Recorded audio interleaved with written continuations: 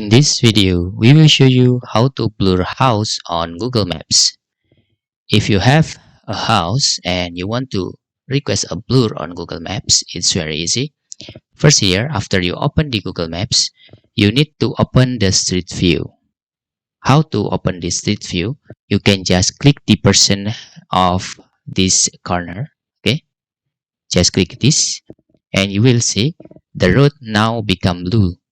After the blue like this, you can just click in front of your house, for example, and you can also redirection with click like this to go or like this to back.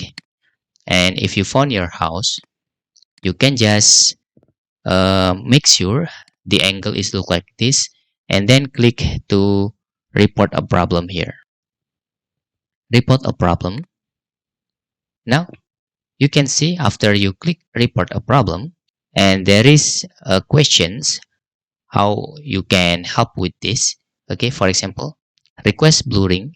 Okay, what will you like us to blur? My home or an object on my private property. Okay, you can tick this.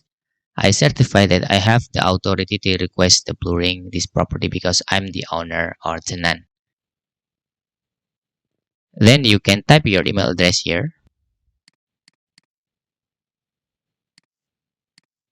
After that, you can tick the captcha and you can click submit.